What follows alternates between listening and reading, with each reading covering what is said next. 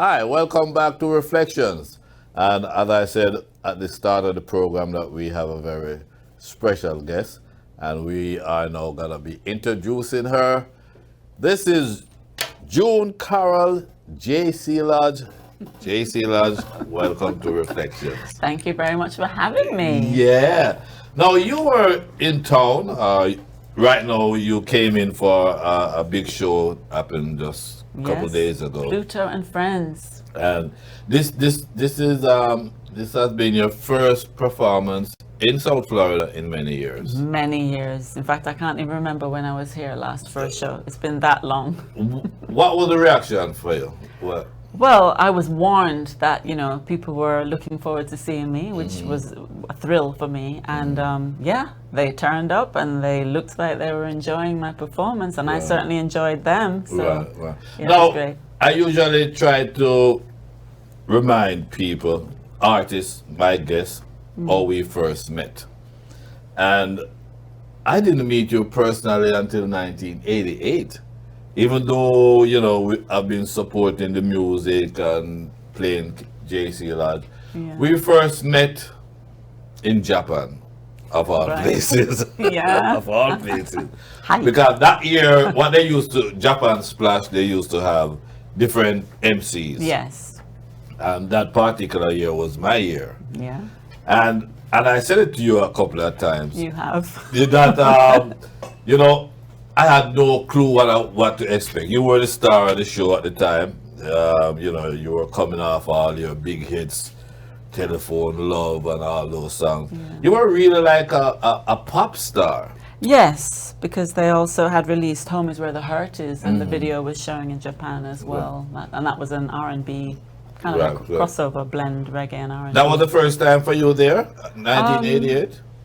It could have been. I can't quite recall. Maybe Errol can remind me. I think so. Yeah. Right. And were you a bit... I was surprised at the reception. Yes, the first time we went to Japan, we were overwhelmed with, well, first of all, how polite the people all were, and discipline. They laid on everything, the fruits and the flowers yeah. in every room you stayed in, and the treatment was just really like regal. Right. And then the reception from the audience was like, wow. I mean, I remember that when I was singing Loving You, I saw people in the audience crying. I was like, wow, I'm really reaching these people. Because when they told me, if I don't say anything else, just make sure I say Irie. Say Irie, and you're good with them. And they come back, Irie. And when I introduced you and you came on, again, I didn't know what to expect. Yeah. But they were singing the lyrics to your songs. Yeah, in their own style. Their own version of it. But very enthusiastic. Before the final show was done that was Tokyo. You did a little shows around the island, outskirts. really. Yes, yeah. And I remember one day we were on the tour bus, and I was like, Herbie Miller. Keyboardist. Yeah, he was there too. Yes. And you were all giving jokes, and you were very, I would say, I was expecting, over the years, you have built up your name and your career. I was expecting a very egotistical person. Yeah. I was expecting someone that, JC Lodge, But you're very personable. You're very down to earth. Yeah, man. You have hits in England, Someone Loves You, Honey, all over the world. How do you keep so grounded? Well, it's not something I try to do. I'm just being me. So you're just being you, being me. Right. Yeah. I mean, life has its ups and downs, Right. It's a roller coaster, and you roll with it. Right. I mean, I know some people do develop egos. Right. But I think usually people like that have it's usually an issue that they have with themselves, that maybe underneath it all they're lacking confidence. You're lacking something, right. So they need to do that to convince themselves that they really are, I'm special, I'm bad. That's what I was expecting. 'Cause by the time I met you, you were a superstar. Oh. Now, let's go back a bit. Let's go back to 79, 80. as the story goes, and you can tell me if that's true. You did a demo and a cassette, Yes, that's true. So and your friend at the time, Errol, yes. took this demo to, was it Joe Gibbs? Well, Was it first? that's where it ended up. It went through many hands and into many ears before it reached Joe To Gibbs. Joe, Because we weren't in the music industry at all. We didn't know anybody in the business really. But we were living at a apartment block called Tradewinds Apartments in Tradewinds. New Kingston. And a lot of musicians used to either live there or hang around there. Yeah. But, oh, sorry, let me go back a little bit further. We started at Ruthven Court, which was nearby, like another road over. And at Ruthven Court, we met Charles Lewin, who was a big disc jockey yes, at the time on at the JVC. JVC. Yeah, so he was actually the first person in the industry, I would say, that got to listen to this cassette that Errol and I, you know, it was Errol's songs, he wrote them, I sang them, Errol banged on the table, the beat, I bounced some harmonies onto it on this cassette, and we let Charles listen to it because he was on the radio and he lived in the same complex, and he said, wow, you know, these songs are quite good. He was surprised, you know. So then he must have mentioned it to Jeff Dixon. Jeff Dixon, Yes. right. And I remember Jeff, we had a meeting with Jeff Dixon and he said, so what's your act? And I mean, we were just two green youngsters who were like, act? What does he mean? What is that What does he about? mean? I didn't have a clue. Yeah. So we weren't ready for that. And then after that, you know, we met some other musicians at Tradewinds Apartments where we moved to. Allah from Chalice was living there.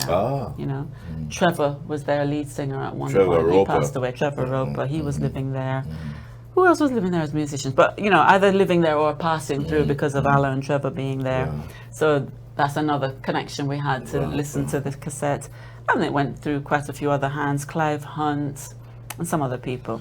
Till eventually it ended up at Joe Gibbs Studio. And this cassette, this, you know, mysterious cassette that people talk about, was it one song or a combination of songs? It must have had about 6 songs, maybe. About 6 songs. Original. Oh, Errol is in the studio holding up both hands, telling me it's 10, at least 10. Okay. I don't remember. It's so long ago. This is like 1970 something. Right. Anyway, but by 1980, you know, it reached to Joe Gibbs Studio. Was These Someone Love No. You Honey? Someone Loves You Honey is a cover song. These were all Errol's original material. Absolutely original. Okay. Yeah. So how did, because for most people around the world, your introduction to the industry was through Someone Loves You Honey. That's where they were the first. When did that come into play? So that happened because, okay, we went so many trips to Joe Gibbs Studio after we handed in the cassette, because there was always a bag of people outside Joe Gibbs Studio waiting to audition. Thing at the time. You know, and so we were just in that crowd waiting to hear back about this cassette. Was somebody going to record one of these songs? Because that was our hope, you know. So those demos you have was for other people too? It weren't for you? No, I had no intention of being a singer. No. I was just the voice to present the songs. Okay, so you were really the demo. Yes. Okay. So finally, after so many visits, countless visits, and missing off time from work to go and line up and thing, finally it was our turn, and Errol Thompson came out to us with the cassette, and he said to me, "Is who sing them song up on this tape?" And I said, "It was me." And he said, "Yeah, want to sing a tune with you? Want to do a tune with you?" Yeah. And we still thought it was going to be one of those songs. And actually, the first song he presented to me was "Do That To Me One More Time" by Captain and Tennille. Right. And I knew the song, so... Did you ever record it? Yeah, that's what I recorded for them first. Okay. But they only released it in the Bahamas. And, you know, we didn't... And I've never heard of it. I've never heard it since the day I sang it. I've never heard that song. But we were told that the reception was quite good, and so they were interested in doing more work with me. So then it was at that point they presented Someone Loves You Honey. They asked me if I know, you know this song with Charlie Pride sing, Someone Loves You Honey? I said, yes, I've heard it. And that was... How often is it that the demo voice ends up being... I don't think... I've never heard of it. No, I've heard of demo voices. Unless you recorded it in a studio. It couldn't happen. We were recording this in our flat or apartment where we were living.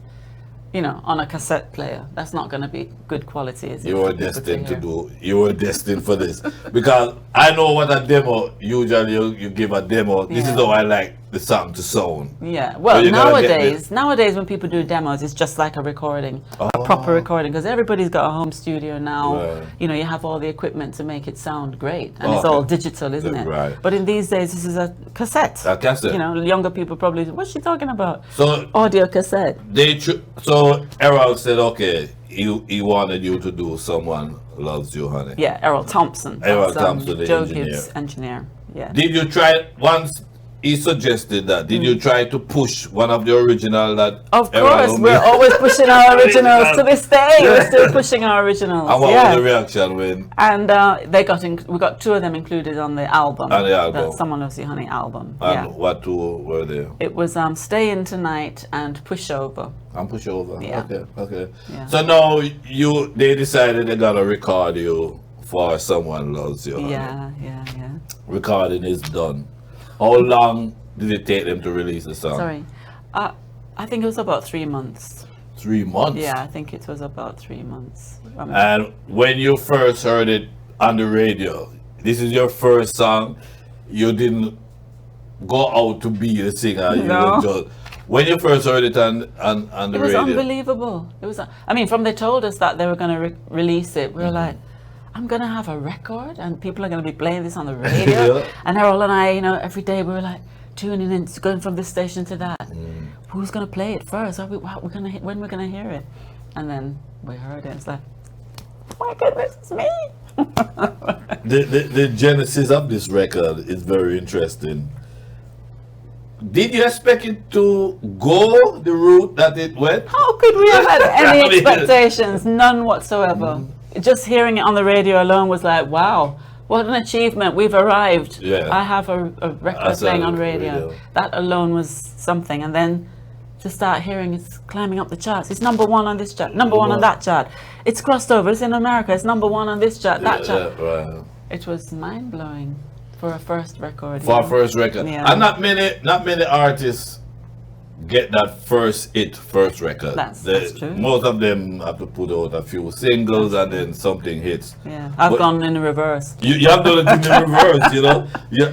But then you went on to be that year you were awarded New Female Artist of the Year. Yeah. New Artist of the Year, Record of the Year. Yes. As a young person, not expecting anything. Yeah. How did you handle all that fame and It made me a bit worried, to be honest. Really? Yeah, because, you know, with all the accolades, they expect you, when you perform now, to be at that level because, you know, Right. this is an established hit. So the artist must match that. Right. And I wasn't matching it at all. I was just this nervous. So did you go and get some touch-up, brush-up and The only brush up I got was from Errol.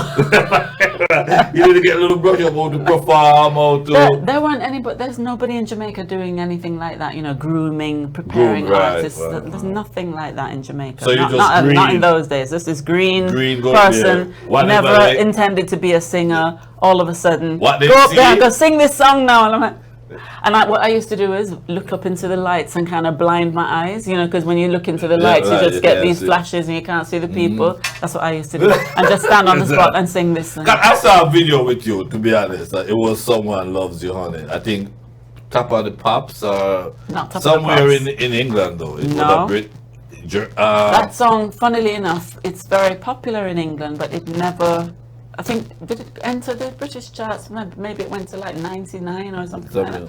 But there was no promotion of it. I wasn't in England at any point to support that tune Right. because Joe Gibbs wasn't doing any any marketing promotion. or anything But like that. So- there was somewhere in but if you saw Europe. a video, it must have been in Europe. It must have been either a German appearance on Music Laden or in Holland. Okay. It would have been. And Yeah. eventually, the song was so big that Joe Gibbs decided to add that DJ touch to it. Yes. And that was George. Prince Mohammed. Prince Mohammed, Otherwise George. known, AKA Right. George Nooks. But the Yeah. video shows another guy. I know. Did you have any objection to that? As I said, we were just two young people with Mm-hmm. no intention of being in the business in that way. The tune took off, we were summoned to the Netherlands. We went there and they said, okay, we want to set up some tours for you. You know, you're going to have to promote this song on this program and that program. And I was like, okay, whatever you say, you know. Right, and then because the version that they liked, the one that was released there was the one with Prince Mohammed on. Wow. I said, but who's going to do his part? Because we didn't even know who he was. I never met him at that point. Until the day of the shooting, that's when you met this guy? Oh, that young fellow. They told me that when I do the live performances, they've got a young man who has learnt the part, and he doesn't speak English very well, but he can mime to it. Mime to it very well, and his name was Patrice. And that was when we met him. And he was a very good dancer. Yeah, he did Quite well a personable dance, fellow. Yeah. And we did the appearances with him miming to the tune. And I must say that in the comments, sometimes most people don't even know whether he's Prince Mohammed or not. Right. Most people don't know. But I remember there was one lady in particular who took exception, and she said, JC Lodge should have known better. Oh, she have this man sing instead of Prince Mohammed. Why she never get the real person? Poor me. It had nothing to do with me. That's why I asked you if you had any objection, or did you endorse them using this guy? No, we didn't know enough about the industry to even have met Prince Mohammed. Now, during the 80s, JC, you started, you know, once this song came out, Someone Loves You, Honey, you started recording for other people, Gussie Clarke, Willie Linda first, yes. Willie Linda was first. Yes. And you started having some real big hits. As you know, I'm a compiler, chart compiler. Yes. And at the end of the 80s, 1989 in December, I did the top 100 songs of the 80s. And you were the female with 3 or 4 number ones for the 80s. Oh, that's good. And you were awarded the female vocalist of the 80s. Oh, wow. Now, you did all these big songs. There was a song you did that to this day, when I hear it, I feel so bad. You feel so bad? Yeah. Why? It's a song about give my husband a message. Because I saw myself there.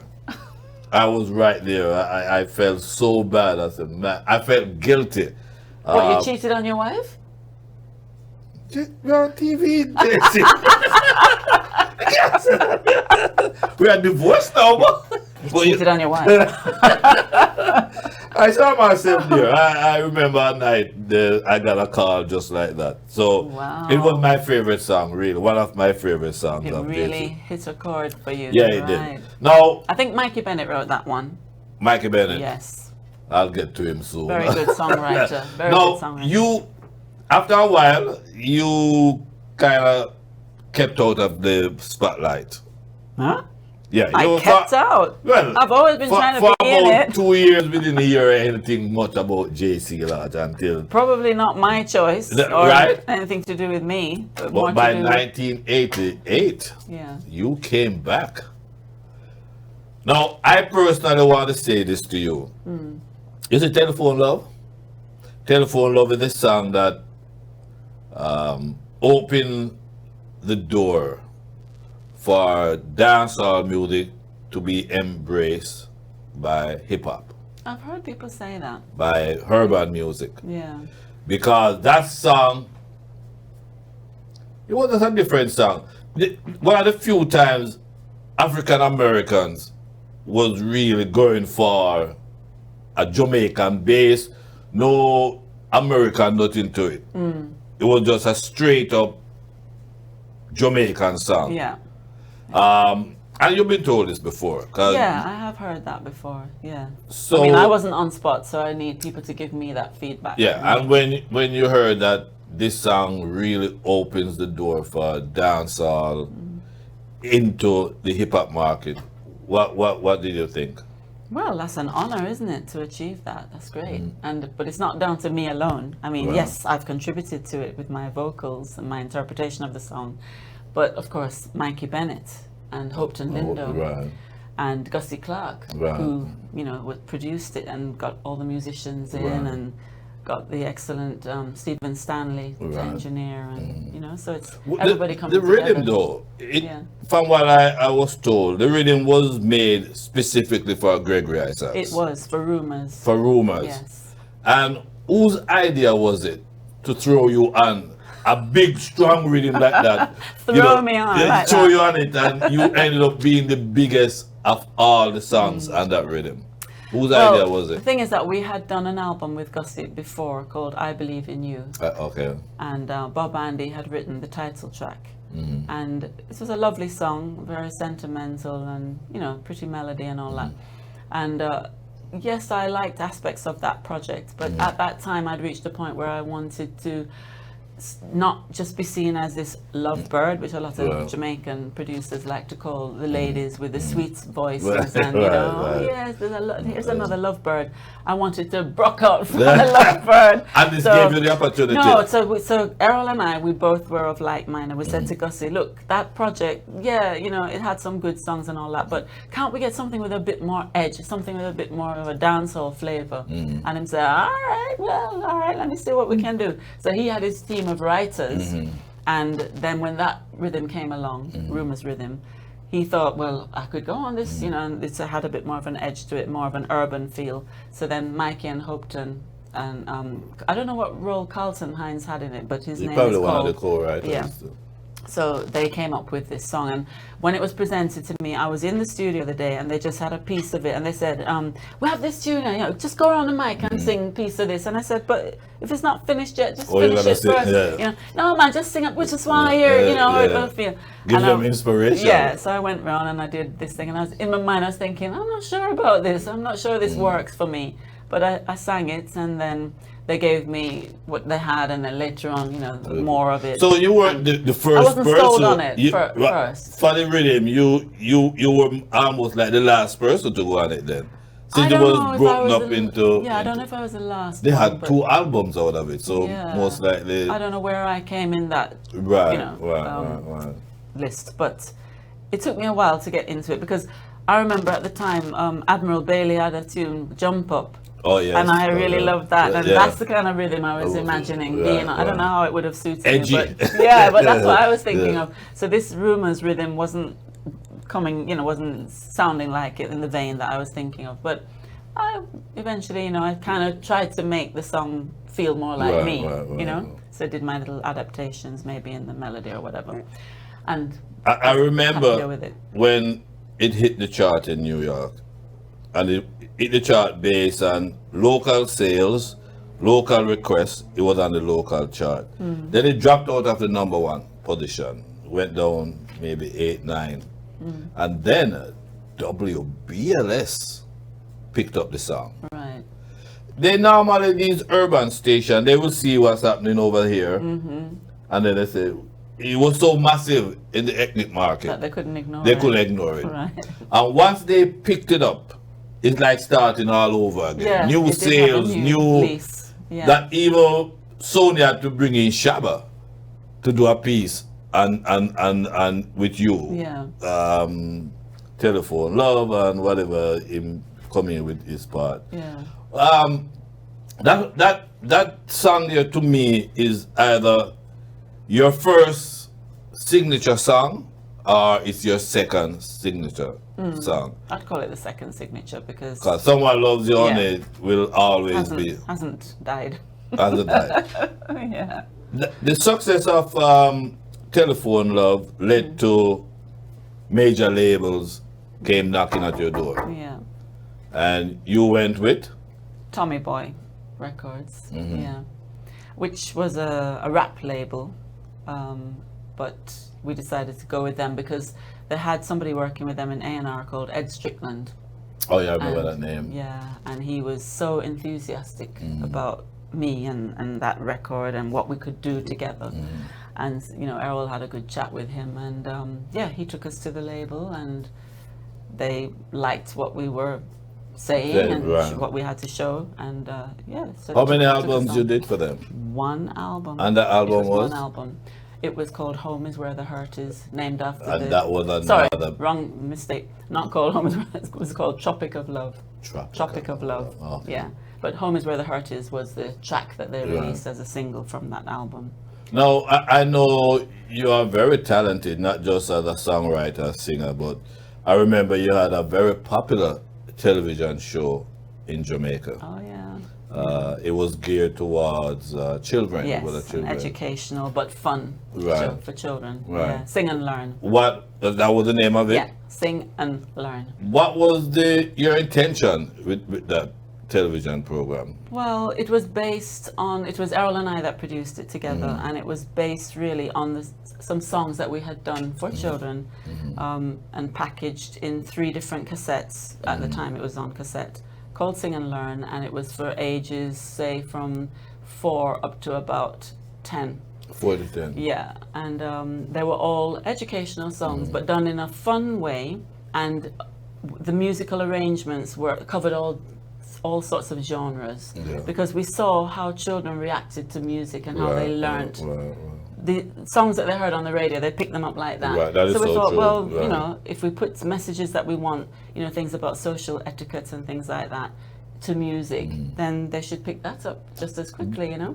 Let me ask you this. Did you know you had broken a lot of hearts when the show went off the air? Oh, it broke our heart, that's for sure. No, you know that though. You know, a lot of people were heartbroken when that show, because at that time the only exposure they had of a children's show was Louise Bennett. Yes, Ring Ding. And Romper Room or something like Ring that. Ding. Ring Ding. Yeah, And Jamaica haven't seen another one since. yeah. They So- haven't, I don't know. No, not that I know of. Yeah, I Not haven't that I heard know of of. any, yeah. At the concert the other day, here in South Florida, I've heard so many women that come to me in the industry, singers, who, when you were performing, says things to me like, "That's my idol, that's my influence." And I know you must have had yours, Yeah, because we all course. influence each other. each other. Yes, of Who course. were your early influences? Well, in Jamaica, as women, it would have been the I3s. You know, I3s. they were the main ones. Right. Yeah. And definitely. outside of Jamaica? Outside of Jamaica, well, I love R&B. I mean, there are just so many artists in R&B.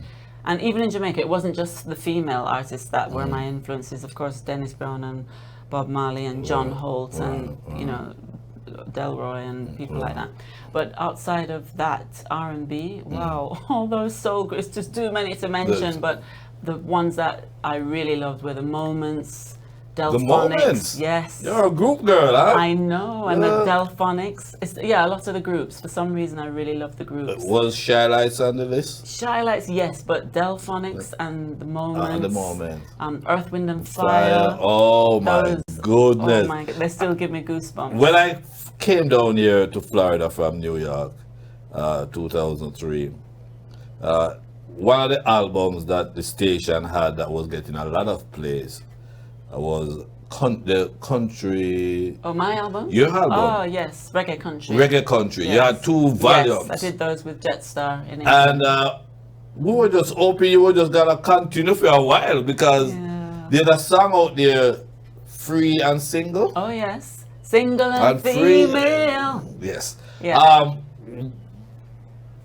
Why did you stop doing that series? You did 2 volumes. It was actually okay at Jetstar. Danny Ray was Danny like Ray, their yes. right hand man, and we met him in Jamaica. We told him that we were going to relocate to England, and he said, "Oh, I'm at Jetstar, you know. So when you come, check Right. in on me." Right. So we did, and it was they that came up with the concept of doing reggae country Country. music, and I thought, oh, here we go again. I can't put Someone Loves You Honey to bed. I've You been can't. categorized. I've been put in this box. You Yeah, are a reggae yeah, country singer. And I was trying to break away from that, which is why I was interested in a more dancehall-y kind of right, flavor. Anyway, it was being offered. I love music. It was And, still going to involve reggae. You know, Danny allowed me some freedom on the project as well. He allowed me to choose the material. So okay. we went with it, and we ended Okay. up doing Reggae Country You- 1 and 2. You had a big comeback in 2021, at least here in America. Yeah. And a lot of people just say JC's back. And you had a big tune, Over. Yeah. number one in New York. Ironically called Over when I'm well, trying to show that I'm not over. And people are on the radio station still asking, where is JC Lodge? No. When are we gonna have More. more? It's coming. It's coming. It's not over. It's It's definitely not- coming. Yeah. Okay. We have much more to come. Now that the pandemic, how did you spend your 2 years in the pandemic? You know what? You know what saved me during the pandemic? Musically, specials. I Really? got so many dub plates. I can't understand how many sounds are there in the world. It's like limitless kidding amount me? of sounds. Right. Because when you think, okay, I've done a batch there now, I couldn't possibly have more sounds who don't have a JC Lodge special. And then you get another batch. You're like, wow. And you have a huge catalog. What Yes. are the songs that they want in the plate? Well, of course, Telephone Love and Someone Loves You Honey. Mm-hmm. Then they ask for Make It Up to You, More Than I Can Say. You Can Dance? You Can I've done You Can Dance because in Brazil that's very big. You Can Dance. Tell me some more, Aaron. I've done Loving You a bit. Since you came into my Right. life. Wow. I did a duet with Sugar Mine. I've heard it. Love I've Me heard it. Baby. Love that I Me did Baby a duet with with Tiger. Right. Yeah. And you mentioned Brazil, quickly. Where is your, and I know some artists don't like to answer this question, but What is he where do you coming get the with? best What's he coming with? reception in terms of audience participation, and where do you get the best reception? So far, I would say between Japan and the Polynesian market. Oh, really? Yeah, those are the people that in the audience they're going wild, Right. and you feel like, hey, these people are So going you've on been like back to some big Japan- rock star or something. You've been back to Japan how many times? We went there 7 times. 7 times? Yeah, yeah, Wow. yeah. Wow. Interesting. Yeah. I remember I got a call from Pam Hall because she was supposed to do an interview with me. And she was like, she just got a call, she have to fly out because she have to meet you, then go on to Japan. How was that? How was that for you? Pam has been a very close friend. Yes, yes. And when you get a little roast, you call Pam. Yeah, we help each other out. Yeah, nice. Yes. So now that you're out now, are we gonna be seeing more of you in the USA? Definitely. The show is not over yet. Okay. I'm just in the middle. In the middle. So we can expect maybe a North American tour or something Yeah, well, I similar. hope some of the promoters are going to see this and they'll realize Well, I'm still you're here. still- I'm still she's still alive. here, guys. I'm still Yeah. kicking. Still kicking. And, Yeah. check me out, I'm And, willing and in your able. final few minutes, for young girls, because I know it's, we all know it's male dominated. It's kind of getting better now for female singers. Is it? Yeah, it is getting better. 'Cause Okay. you If look you- around. if you say so. You look around, you see a few of them. A really few. yeah. Notice the word. An increased. An increased increased amount. amount. Very little. The number one song right now is by Sugar. She's with Donovan Germain, Penthouse. She had a song called Dear Mr. Government. You have Tanya Stevens out there. Sidella Marley's coming out. Yeah. What word of encouragement do you have for them? Not for those ladies. They don't No, need no, my no, no, encouragement. just you young mean young people. ones? Yeah. What can I say to encourage them? I mean, if you have a passion to sing reggae, then go for it. But I wouldn't say it's an easy road, because you are going to have, you can make the product and make sure that you've got the best musicians and producer and all that to make your product great.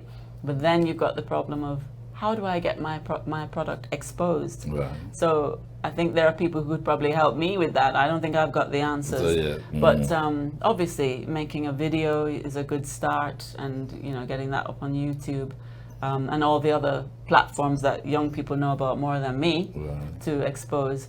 But there's still an issue with that, even when you are on all the platforms, because I'm here to say my stuff is on all the platforms. I've got videos on YouTube, no shortage of that. It's still a struggle to reach people, to let them know I've got a new product out, check it out. There's still that issue. And living in the UK, I think, has not helped, because there a lot of the record stores closed. Just like here. Jetstar was the main producer and distributor. They've gone. Right. And So it's an harder road now. it's a because harder you road, don't have that and mainstream distribution. radio in the UK, they don't play reggae. Not as a rule. Unfortunately. Exception. Yeah. So here, maybe they've got more of a chance in the States. I don't know. I've never really lived here to one that or extent. two people like myself that But still this do is it. it. This is the guy to help you out with Whoa, the exposure. With the exposure. Exposure. So when you get your product and it's crisp, Find this is me. the man. Find Clinton Lindsay. All right, listen, JC, we could go on and on. Yeah. In the history between us and so many things to talk about. But I want to thank you for passing through. Thank you so And much I for hope that having you me, will for find- actually collecting me and bringing me here. Yeah, you know? I hope you will He find a does way. the full show. I hope you will find a way back to South Florida Yeah, in the very near future. Of course. Well, Listen, and when I come to England, yes. I've been there once. Only once. Yeah. Oh, I'll give you guys a call. definitely. Don't leave us out. No, I won't. So that's it. Want to thank JC Lodge for passing through right here on Reflections with Clinton Lindsay. Clinton Lindsay, a promoter. Bring up the biggest set of artists from Jamaica. Like Super Cat and Mr. Early be the doctor. Only for artists, no for them, me can't remember. Who can remember when them used to keep Jamaica? The kind of show that used to give out no for water. To reggae artists.